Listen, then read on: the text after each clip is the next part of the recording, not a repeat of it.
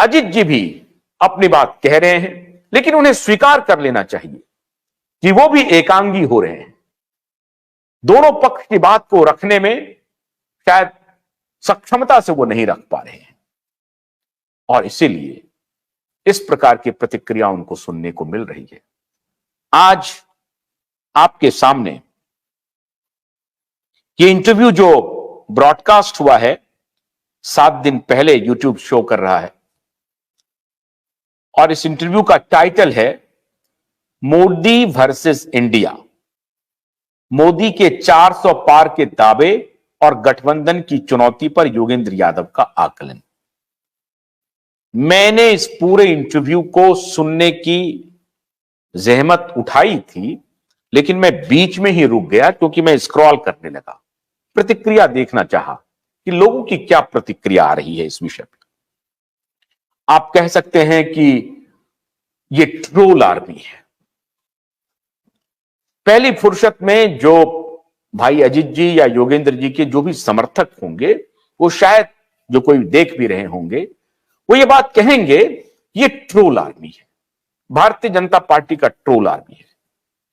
मित्रों, मैं आपको बताता हूं कि हम लोग भी शोज करते हैं और इस तरह के ट्रोल आर्मी आते हैं, लेकिन उसी दौरान जो दूसरे लोग होते हैं देखने वाले, वो उस ट्रोल आर्मी को पहचान लेते हैं और फिर वो उनके खिलाफ पड़ जाते हैं। ये इस मीडियम की खूबसूरती है।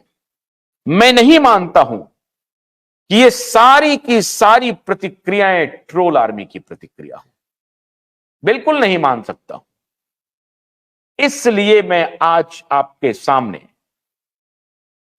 उनकी सारी प्रतिक्रियाओं को, पूरा तो पढ़ना मुश्किल है क्योंकि 5410 कमेंट्स हैं, सारे कमेंट्स को आपके सामने रखना मुश्किल है, लेकिन जो लोग ये कहेंगे कि ये ट्रोल आर्मी का है, वो नहीं है। मैं दावे के साथ कह सकता हूं कि ये भारतीय जनता पार्टी की आईटी सेल या ट्रोल आर्मी की कारगुजारी नहीं हो सकती है। ये बात बड़े भाई योगेंद्र जी को और बड़े भाई अजित अंजुम जी को स्वीकार करनी पड़ेगी कि संभवतः वो सत्य से बाहर है, सत्य को स्वीकार नहीं कर रहे हैं। और सत्य हो सकता है कि आपके विचार के खिलाफ हो, फिर भी यह स्वीकार करना और जनता के बीच ले जाना, बताना, यह आपकी जिम्मेदारी होनी चाहिए। मैं अपनी प्रतिक्रिया ही दे सकता हूं, मानना ना मानना आपका काम है। मैं सिर्फ आपको यह बता रहा हूं, अपने तरफ से नहीं, आपके ही साक्षात्कार हैं, आपका ही नेटवर्क है, आपके ही नेटवर्क पे जो लोगों की प्रतिक्रिया है वो मैं आपको बताता हूं, और धीरे धीरे फिर मैं वो प्रतिक्रिया बताता जाऊंगा। आप जब उस लिंक को जाएंगे आप भी देखेंगे, आप भी उसका सर्च करें। लेकिन ये क्यों जरूरी हो गया? इसलिए जरूरी हो गया है कि इस आईने में अपना चेहरा देखिए।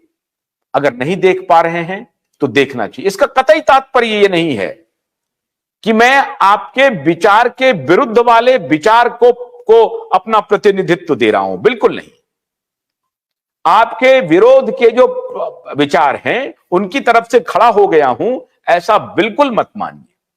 मैं उस प्रकार का व्यक्ति नहीं हूं और हमारा नेटवर्क उस प्रकार का है नहीं।